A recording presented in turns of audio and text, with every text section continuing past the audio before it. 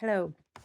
Um, this is my critical reflection on our project that we done with the group. There was myself, Mary Therese, Chris, Carolyn, Nancy, and Jacqueline in our group. So we did. Izzy had given us questions that were in the module handbook that she wanted us to answer. So I've answered these questions, and then I have went and I have done a 500-word Gibbs reflective cycle, which I will also upload under these questions and the answers of these questions to the Blackboard, along with the link to this video that you are currently watching. So the first question that we were asked was the purpose of the task. And this is my answer to this one. The group arranged a seminar which explored the evolving landscape of community development in Northern Ireland.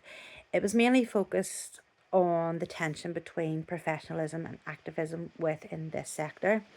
There will be a main speaker on the day, that's Margaret Edwith, and a panel to help address questions that may arise, in which they can help navigate the different organisations such as grassroots groups and groups like East Belfast Community Development Association and others.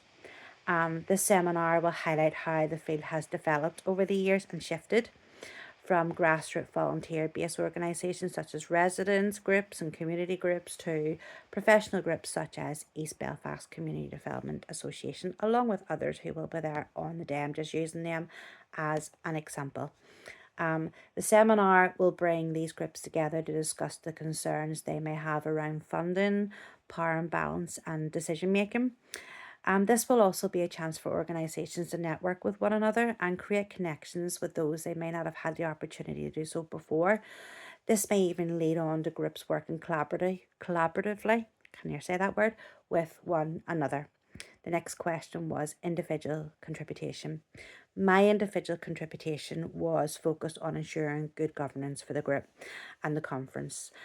I personally went and visited the Gartwood Community Hub. This was to assess its suitability. I looked at the facilities and the disability access of the venue because some of those in attendance will be in wheelchairs, some have vision impairment, etc. We concluded that this venue was the best suited to meet the needs for this convention. I then designed a risk assessment that highlighted the potential risks and what measures needed to be put in place to ensure a safe and effective seminar. Alongside this, I developed a policies and procedures manual. This will be effective in guiding the project team to ensure consistent, accountable practice is upheld. I then went on to design evaluation forms for the attendees. These forms will help us to reflect on our strengths and weaknesses of the seminar. They will highlight where improvement is needed, but also what we did well. This will enable us to gather feedback and to strengthen our initiatives going forward. The strengths of the process. Okay, so my answer to this one was the process for me has demonstrated strengths that has supported both the quality of the work put into the conference and my own learning throughout this process. I was a part of the decision making from the venue to the evaluation forms and so on. I was surprised in my ability to conduct a structured risk assessment in more detail than what I would usually do for the community group I'm a part of. I learned how to develop my skills better. I feel that my contribution has led to a well planned, responsible, and community centred approach to this conference. The next question was challenges faced and how these were addressed. The group faced a few challenges throughout the process. It was mainly around coordinating meetings. Some members of the group work full time, and that's no fault of their own. This did create a stress. We managed to meet on Zoom and after class to discuss who was doing what and how each of us was doing. Those that struggled, we all stepped in to help them complete their parts. This highlighted to me that I can work well with people through stress. I can work well with people, though stress can affect the group dynamics.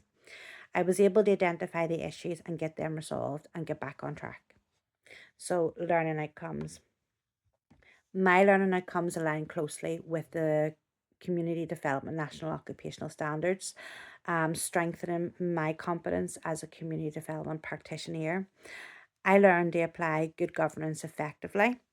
I was able to link the standards throughout my practice to ensure safe and inclusive practices were in place, designing the evaluation, the policies and procedures. These help me to strengthen my ability to gather evidence and practice. This will help me to improve my skill set as a community development practitioner. That's the end of the questions. As I said before, I'll also put in the Gibbs reflective cycle that I have done underneath the questions and answers to this and the link for this video. Hope you've enjoyed. Thank you.